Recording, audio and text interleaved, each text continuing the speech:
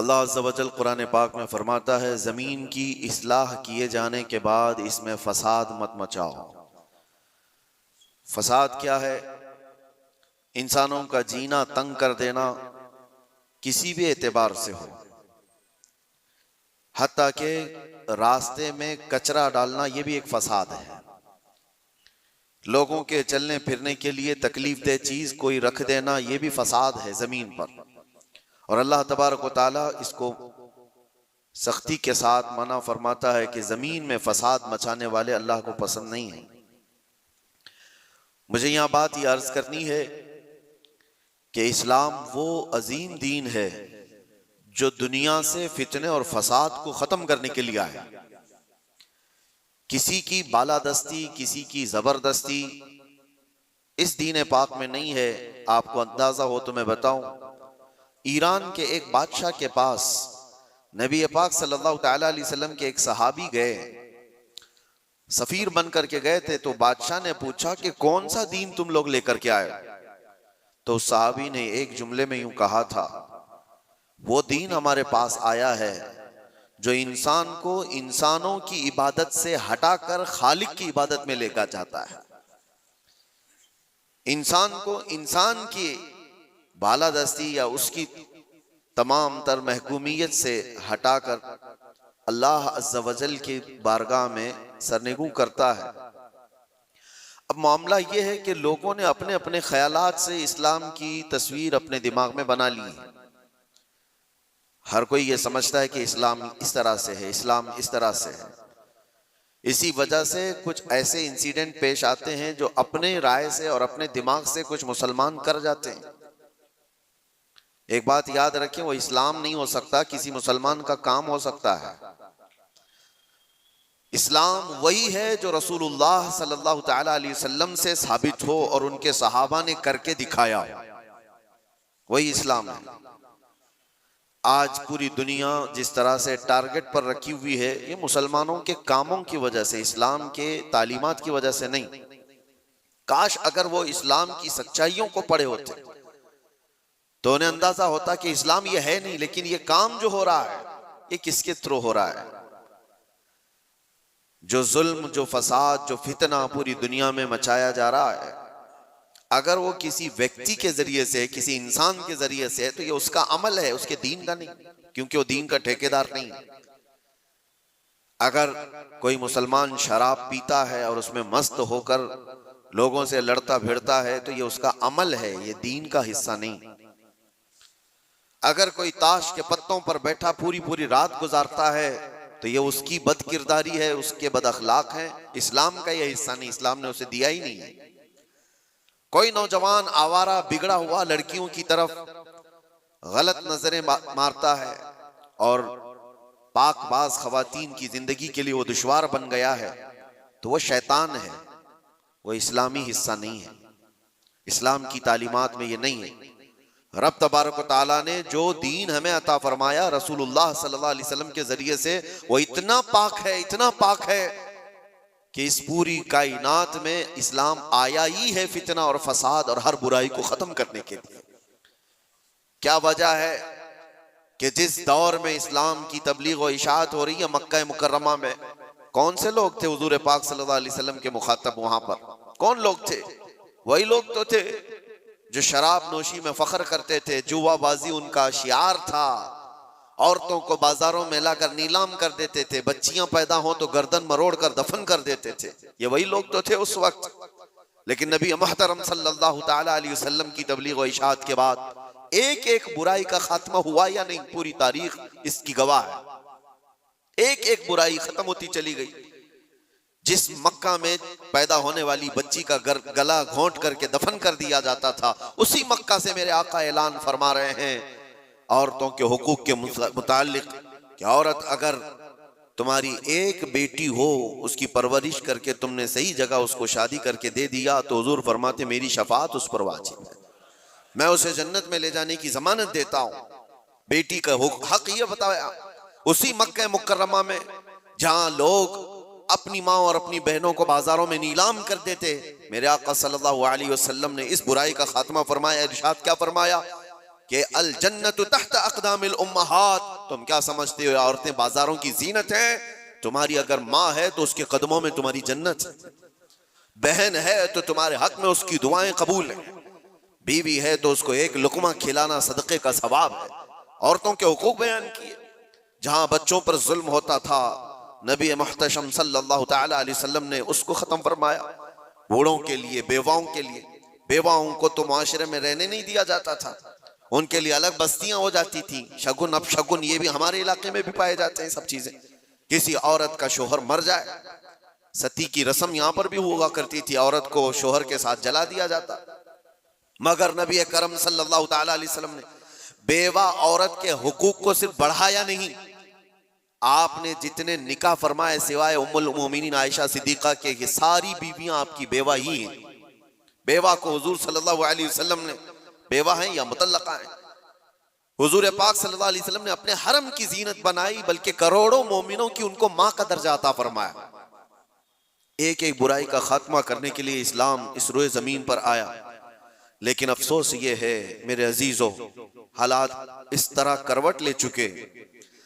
बहुत पहले एक शायर ने कहा था बारगाह मुस्तफ़ा सल्लल्लाहु अलैहि वसल्लम में अर्ज करते हुए, ए खासान रसूल वक्त दुआ है, उम्मत पे तेरे वक्त अजब आके पड़ा है। जो दीन निकला था अपने देश से, अपने वतन से, आज वो परदेश में गरीबुल गुरबा है। ये दीन बड़ी शान से निकला था अपने वतन से और हर किसी ने इसको गले लगा लिया था, और आज ये अपने ही लोगों के दरमियान अजनबी बन चुका है। ये दीन इस्लाम अपने ही लोगों के बीच में अजनबी बना हुआ है। तवज्जो चाहता हूं मेरे अजीजों, इस्लाम की इस अजीम छवि को, इस अजीम सूरत को मस्ख करने के लिए सिर्फ गैरों ने नहीं, जुब्बा टोपी पहनने वाले, दाढ़ी रखने वालों ने भी बदनाम करने में कसर नहीं छोड़ी है। आज हिंदुस्तान ही नहीं, पूरी दुनिया जिन मजाहिर को देख करके खौफजदा होती, जिसको दहशतगर्दी कहा जाता है। दहशत ये एक वर्ड है, दहशत डर को कहते हैं, खौफ पैदा करना। मतलब मैं अगर चंद बच्चों को सामने लेकर के तलवार दिखा दूं, आग लगा करके दिखा दूं, तो बच्चों के दिलों के अंदर खौफ आएगा। इसको कहते हैं डर पैदा करना, यही वर्ड है दहशतगर्दी। इसी को आतंकवादी कहा जाता है, आतंकवाद भी इसी को कहा गया कि डर पैदा करना लोगों के दिलों के अंदर, टेररिज्म उसको इंग्लिश में, कि लोगों को खौफ का माहौल बना करके रखना, कि डरते रहे लोग। क्या ये इस्लाम का हिस्सा है? लोगों के अंदर डर पैदा करना, खौफ पैदा करना। मैं तुम्हें बताता हूं, आम लोगों की बात तो छोड़ो, रब तबारक व तआला अपने हबीब सल्लल्लाहु तआला अलैहि वसल्लम को क्या फरमाता है? फदक्किर इन्नमा अंत मुदक्किर लस्त अलैहिम बिमुसैतिर।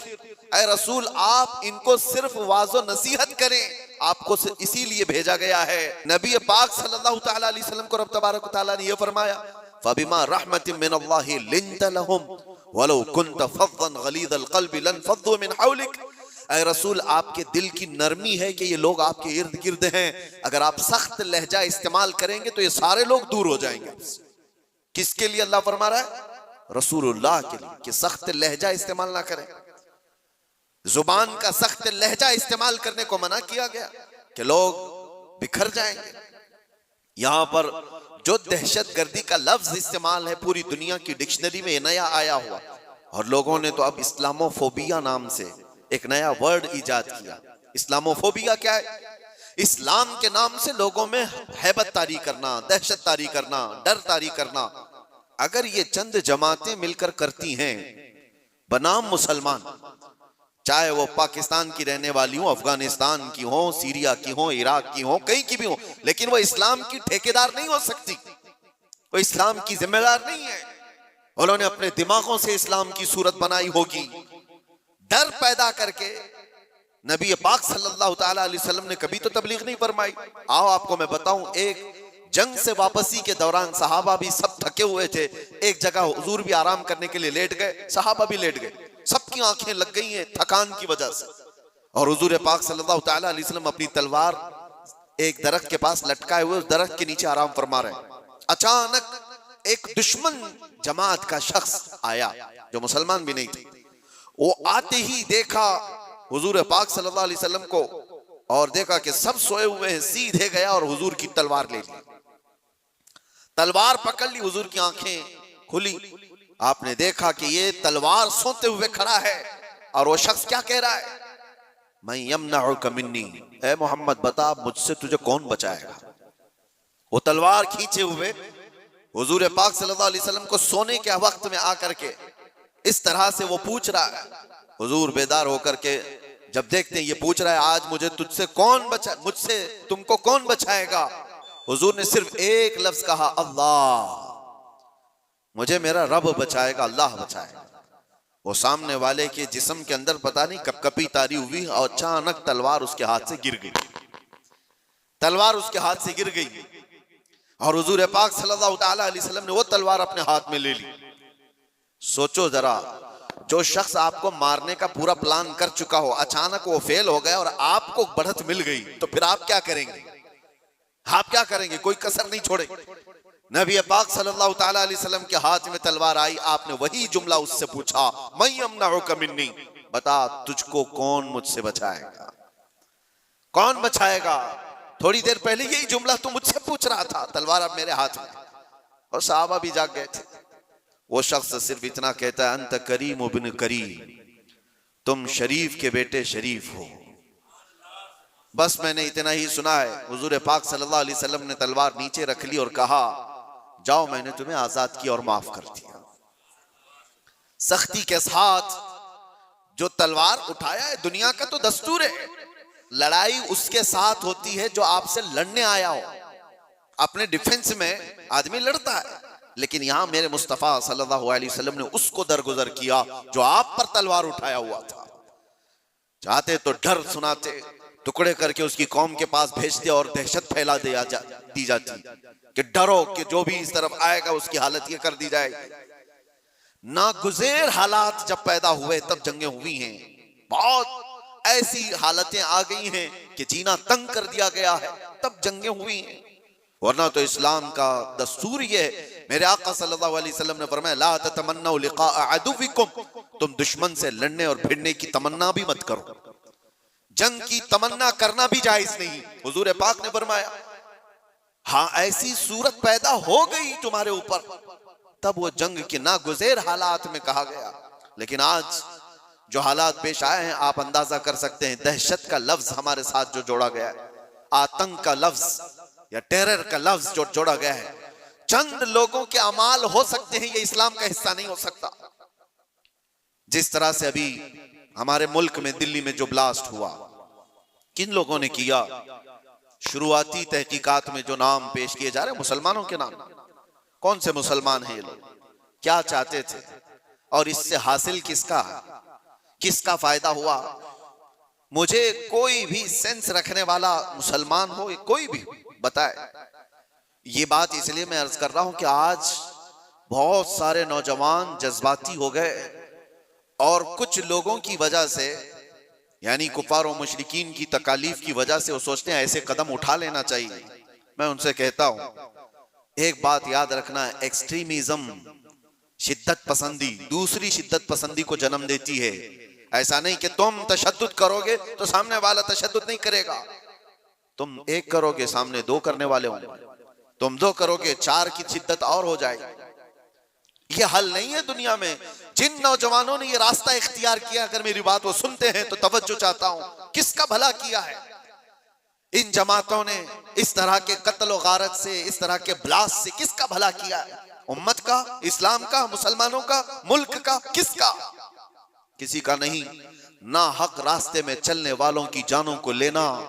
कुरान कहता है, मन क़तल नफ्सन बिगैरि नफ्सिन औ फसादिन फिल अर्द फकअन्नमा क़तल अन्नास जमीआ, जिसने नाहक एक जान को कत्ल किया है उसने पूरी इंसानियत को कत्ल किया। छठे पारे में रब ताला फरमाता है, उसने पूरी दुनिया का कत्ल किया है। लोग क्या समझते हैं, ये ब्लास्ट कर लेना, किसी भी इलाके में जाकर के बारूद से उड़ा दिया जाना, इसको जिहाद से ताबीर करते हो? जिहाद की वो जो आला और पाकीज़ा सूरत है उसको मस्ख करते हैं, उसको लोगों के दरमियान बुरी शक्ल पेश करने के लिए। मैंने तो कभी आज तक ये महसूस भी नहीं किया, इराक के भी बहुत सारे सफर किए, चंद सालों पहले पूरी दुनिया में ISIS ने अपनी दहशत पैदा करके रखी थी। क्या थी ये जमात? कभी भी करीब से देखने वाला और पढ़ने वाला समझ सकता था इस्लाम की बूबास भी इन्हें नहीं लगी। जो 12 साल की 13 साल की लड़कियों को इराक की मंडियों में ले जाकर के बेचते हो, छोटी लड़कियों को, वहां के हालात हमें पता है, और उनकी तरबियत ऐसे करना, पूरा पेट्रोल की चोरी करना, दुनिया में बेचना, और ये कत्ल गारत और ये जो फसाद मचाया था, इस फसाद का नाम इस्लाम हो ही नहीं सकता। और इसीलिए मैंने सबसे पहले आयत क्या पढ़ी, वला तुफसिदू फिल अर्दि बअद इस्लाहिहा। रब ताला फरमाता है इस पूरी जमीन पर कहीं फसाद मत मचाओ इसकी इस्लाह किए जाने के बाद। अरे मियां, यहां कचरा डालने की इजाजत नहीं है, तुम खून बहाने की बात करते हो। हाँ, मोहम्मद अरबी सल्लल्लाहु तआला अलैहि वसल्लम का वफादार जो होगा, अरे शेर तो मैदानों में लड़े जाते हैं, मुकाबला होगा तो मैदानों में मुकाबला होता है। यूं नहीं होता कि ना हक कोई भी रास्ता चलने वाले की जान ले ली जाए और उसको कहा जाए कि ये जिहाद है, ये जंग है, ये बदला है, ये इंतकाम है। हरगिज़ नहीं। मैं सख्त मजम्मत करता हूं ऐसी तमाम गतिविधियों का। कोई भी नौजवान इस तरह की हरकतों में मुलव्विस होता है तो जानते हैं इसका नुकसान कितना लंबा होता है, कितना लंबा नुकसान होता है। उन सालिमों ने जो कुछ भी किया, चंद महीनों पहले कश्मीर में जो हुआ था, पहलगाम में चुन चुन करके जिन लोगों को मार दिया गया था, वो जो सैरो सियाहत के लिए गए थे वो किसके दुश्मन थे? किसके दुश्मन थे? जिनको उन्होंने पकड़ पकड़ करके नाम पूछ करके मारा, वो किसके दुश्मन थे? क्या इस्लाम के दुश्मन थे, मुसलमानों के दुश्मन थे, या तुम्हारे कुरान हदीस किसी की दुश्मनी की थी जिनको पकड़ के मारा गया? क्या इस्लाम में इस बात की इजाजत है कि कहीं पर भी कोई घूमने आए और उसको मार दिया जाए?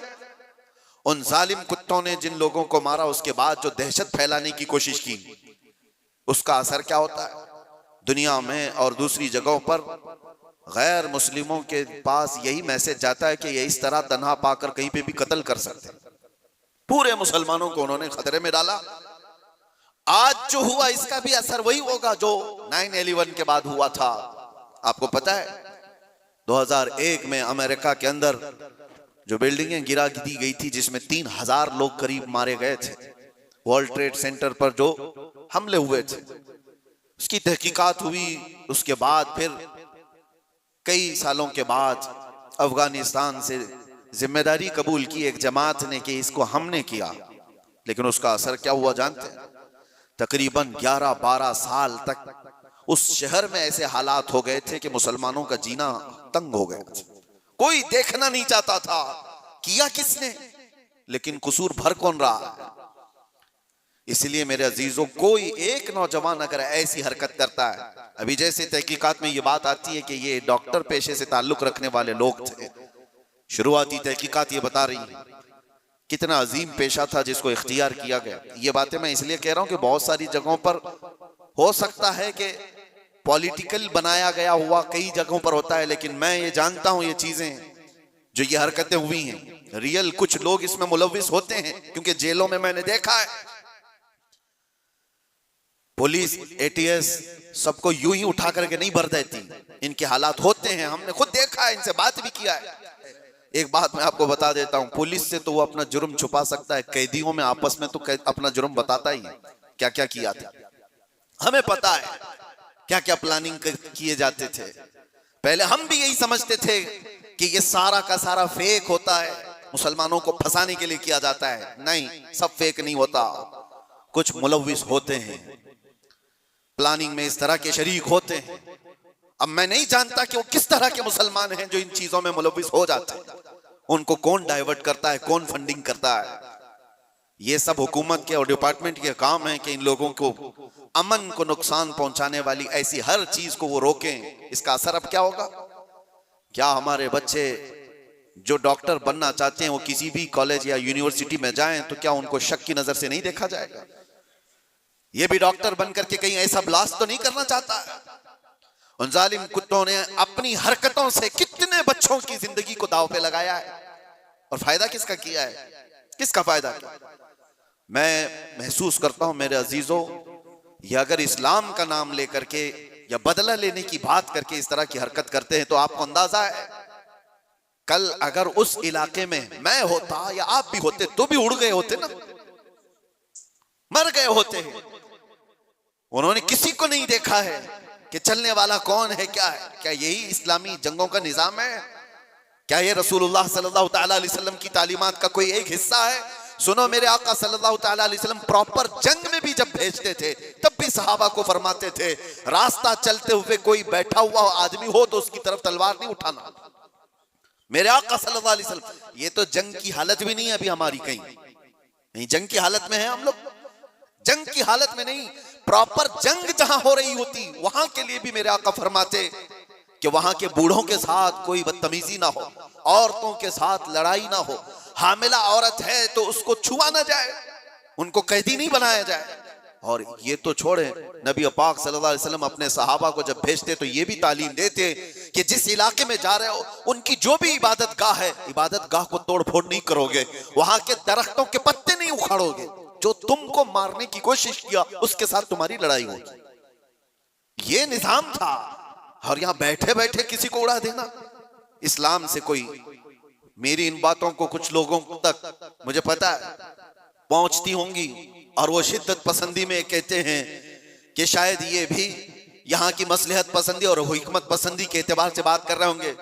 हमको ये सारी मसलहत पसंदी की जरूरत भी नहीं, हम किसी की जी हुजूरी करने के लिए बात नहीं कर रहे हैं। हम बात इसलिए कर रहे हैं कि मेरे दीन पर जब कभी धब्बा लगने की सूरत आए तो हम चीख करके बोलेंगे, चाहे वो हमारे अंदर मौजूद कोई मुनाफिक हो उसको भी पकड़ करके हम बेनकाब करेंगे कि इसका ताल्लुक मेरे मुस्तफा की जात से हो ही नहीं सकता। इसलिए हमें बोलना जरूरी है, चाहे वो इस्लामी नाम से कोई मुल्क भी हो, पाकिस्तान, अफगानिस्तान, इराक, शाम, कहीं पर भी पनपने वाले, हम सबसे पहले टटोल करके देखेंगे। तुम्हारे चेहरे को देखकर, तुम्हारी दाढ़ी को देखकर, तुम्हारे जुब्बे कुब्बे को देखकर, तुम्हारे निजाम हुकूमत को देखकर हम ये नहीं समझ लेंगे कि ये खलीफा आ गया है, ये इस्लाम का बोलबाला आ गया है। सबसे पहले हम टटोल करके देखेंगे कि इसकी सीरत सिद्दीक़ अकबर से मिलती है या नहीं, फारूक आजम से मिलती है या नहीं, उस्मान और अली से मिलती है या नहीं, इसकी तालीमात में मेरे मुस्तफा का इश्क झलकता है या नहीं। अगर नहीं झलकता हम अपनी ठोकर पर उसको रखते हैं, चाहे वो कितनी ऊंची पगड़ी पहनता हो। हाँ, अगर मेरे मुस्तफा का वफादार है तो किसान का बच्चा भी हो तो हमारे सर का ताज। मेरे अजीजों, बस मैं ये बात इसलिए अर्ज कर रहा हूं कि लोगों ने जो शक्ल बिगाड़ने के लिए कोशिशें की हैं, आप सबकी भी जिम्मेदारी है। आप जानते हो, मैंने कैद की हालत में देखा था कुछ वो लोग जो सिर्फ और सिर्फ सोशल मीडिया पर ऐसे एक्टिव थे कि उनको सारी खबरें मालूम थी, कहां क्या क्या हो रहा है। मतलब दूसरे मुल्कों में जो ये टेरर एक्टिविटीज हो रही हैं, सारी चीजें, और वो बंद भी हैं, कैद भी हैं, बहुत सारे ऐसी सारी चीजें मैंने देखा। तो इन चीजों में तुम्हें किसने हुक्म दिया है? अल्लाह ने, रसूलुल्लाह ने, कि तुम ये सारी चीजें करते रहो। नौजवानों, सोशल मीडिया तुम्हारे हाथ में है तो इसका इस्तेमाल भी सही अंदाज से करो, सही तरीकों से करो। जबरदस्ती ऐसे स्टेटस लगाना जो किसी दूसरे के अंदर दहशत पैदा करे, डर का माहौल पैदा करे, हराम है। एक स्टेटस की बात कर रहा हूं, तुम अगर अपनी जात से लोगों को डराते हो तो ये हराम काम कर रहे हो। वजह यह है कि लोग सिर्फ और सिर्फ तुमसे नहीं डरेंगे, पूरे इस्लाम से वो डरने लग जाएंगे, वो मोहम्मद अरबी सल्लल्लाहु तआला अलैहि वसल्लम की तालीमात से डरने लग जाएंगे। माहौल तो ये पैदा करो कि लोगों ने प्रोपेगेंडा फैलाया था मदीने में, कुफार और मुशरिकीन ने, कि मुसलमान ऐसे होते हैं, वैसे होते हैं। एक औरत आई अबू बकर सिद्दीक रज़ियल्लाहु तआला अन्हु के पास, यहूदी औरत, कहा मुझे बहुत डर लगता है। डर किसने पैदा किया था? मुसलमानों ने नहीं, कुफार और मुशरिकीन ने प्रोपेगेंडा फैलाया था। यहूदी औरत डर के मारे आई सिद्दीक अकबर के पास, कहती है मुझे मदीने में नहीं रहना, यमन जाना है मेरे रिश्तेदारों के पास, मुझे अमन के साथ भेज दिया जाए। हजरत अबू बकर सिद्दीक ने एक ऊंटनी मंगवाई, 2 जवान सहाबा को बुलाया और कहा इस खातून को सही सलामत यमन तक पहुंचा के आओ। औरत बैठ गई, वो सोचती रही ये 2 नौजवानों को मेरे साथ कर दिया गया, पता नहीं रास्ते में ये क्या कर डाले। अल्लाहु अकबर, तारीख बताती है वो 2 नौजवान सहाबी चलते रहे, वो खातून बैठी रही। जब जब कोई चौकी आती लोग पूछते कौन है, कहां से है, क्या है, वो नौजवान सिर्फ इतना ही कहते सिद्दीक अकबर की मेहमान है, यमन जा रहे हैं और हम सफीर हैं और इनकी हिफाजत के लिए चल रहे हैं। पूरे यमन तक का रास्ता तय हो गया। वो खातून कहती है एक नौजवान भी मेरी तरफ निगाह उठाकर नहीं देखा। सही सलामत पहुंचने के बाद वो खातून अपने रिश्तेदारों को जमा करती है और कहती है मैं तो डर के मारे मदीने से भाग कर आई थी, मुझे खबरें इसी फैलाई गई थी, मुझे डर था, एक दहशत का माहौल था, मैं अपने रिश्तेदारों में आई थी, लेकिन सबसे मैं ये ऐलान करती हूं कि मैं वापस मदीने जा रही हूं, इसलिए कि उससे ज्यादा अमन मुझे और कहीं नहीं लगता जो मेरी इज्जत की हिफाजत करे। ये माहौल पैदा करो नौजवानों, माहौल तो ये पैदा करो कि लोग तुम्हारा इस्तेकबाल करें। आज लोग तुम्हें अपने मोहल्ले में घर देने से डरे नहीं कि इनको घर देंगे तो पता नहीं ये क्या कर डालेगा, गंदगी कर डालेगा, घूर घूर करके लोगों को परेशान कर डालेगा। ये तो दहशत पैदा करने वाला माहौल है, क्यों नहीं दिया जाता? डर का माहौल पैदा करने की बजाय अमन का माहौल ऐसा पैदा करें, मोहब्बत का माहौल ऐसा पैदा करो कि लोग तुम्हारा इस्तेकबाल करें। आपको पता है 19 साल के मोहम्मद बिन कासिम को हिंदुस्तान में जब वो पहले कदम रखा था, अपने इलाके के इलाके दिए थे और कहा था ऐ नौजवान तू अपनी हुकूमत चला, हम तेरे पीछे चलने को तैयार हैं। अखलाक देखा था, किरदार देखा था, औरतों की हिफाजत करने वाले जवान को देखा था, तो दुनिया कदमों में थी। अखलाक वो पैदा करो, दहशत का माहौल नहीं, डर का माहौल नहीं। मैं सख्त तरीन जुमलों से मजम्मत करता हूं इस तरह के हमलों का। और जाहिर सी बात है हम जिस मुल्क में रह रहे हैं मेरे अजीजों, दर्द हमें इस बात का भी होता है, हम अपने मुल्क में कचरा भी नहीं फेंकना चाहते, तो ना हक बिरादराने वतन चाहे वो कोई भी हो, उनकी जान लेने की इजाजत कैसे दी जा सकती है? क्या ये मेरे मुल्क जहां मैं रह रहा हूं, आप रह रहे हैं, उसकी इज्जत पर खतरा नहीं है? उसकी हिफाजत, उसकी सिक्योरिटी पर खतरा नहीं है? और सिर्फ मुल्क में रहने वालों के अंदर दहशत नहीं पैदा हुई है, पूरी दुनिया में जहां ये मैसेज जाएगा, लोग जो आने वाले होंगे वो डर जाएंगे, पता नहीं इनके यहां ऐसे हालात। तो क्या ये मुल्क की छवि को बर्बाद खराब करने की कोशिश नहीं? कितनी एक काम से उन जालिमों ने अपने खानदान को जोखिम में डाला, अपने रिश्तेदारों को, अपने वतन को, अपने दीन को, और जहां वो पढ़ते थे वो सब जगह को, सबको खतरे में डाला है और बर्बाद किया है एक अमल ने। इसीलिए कुरान ने क्या कहा, ना हक किसी एक की जान लेने का मतलब है पूरी दुनिया की कत्ल करने के बराबर, और किया उन्होंने, इंसानियत के कत्ल के बराबर है। अल्लाह ताला ऐसी गतिविधियों में मुलव्विस रहने वाले मुनाफिकों से हमारी हिफाजत फरमाए। मैं दुआ करता हूं और गुजारिश भी यही करता हूं हर नौजवान को कि इस तरह मैं दरमियानी रास्ता इख्तियार करूं, मुदाहनत भी नहीं कि दीन को छोड़ करके चापलूसी करने के लिए कुछ लोगों की तलवार चाटने के काम किया जाए, उनको राजी करने के काम किया जाए, मैं इस बात का कायल नहीं हूं। लेकिन यह बात भी जरूर कहूंगा कि ऐसे शिद्दत पसंद कोई तहरीक हो, कोई तंजीम हो, कोई ऐसी गतिविधियां हो रही हो, उनसे तुम्हारा कोई ताल्लुक ना रहे, उनके दरमियान। हाँ, आपको अपने नबी पाक की मोहब्बत पर भरोसा है या नहीं? मेरे नबी पाक सल्लल्लाहु अलैहि वसल्लम से जो इश्क है, मुझे कामिल भरोसा है, मैं तन्हा भी मैदान में रहूंगा, मेरे नबी की मदद आएगी, रब तबारक तआला की मदद होगी। जब हमें ये यकीन है अल्लाह हमारे साथ है, रसूलुल्लाह की मोहब्बत हमारे साथ है, हमारा चलना फिरना ही रास्ते में काफी हो जाया करता है। इसीलिए मेरे अजीजों, मोहब्बत रसूल पर भरोसा रखो, अल्लाह की जात पर यकीन रखो, हालात यूं ही अच्छे हो जाएंगे। अल्लाह करीम हम सबको इस मुल्क के अमन व अमान अता फरमाए, और बरकतों वाला और खुशहाली वाला, अमन व अमान वाला मुल्क हमें अता फरमाए। जालिमों के जुल्म से और नजर बद से अल्लाह ताला हम सब की हिफाजत फरमाए, और मोमिनीन के दरमियान, हमारी जमात के दरमियान जो छुपे हुए गद्दार मुनाफिकीन हैं, अल्लाह तबारक व तआला उनको बेनकाब फरमाए और उनको कैफरे किरदार तक पहुंचाए। व आखिरु दावाना अनिल हम्दुलिल्लाह।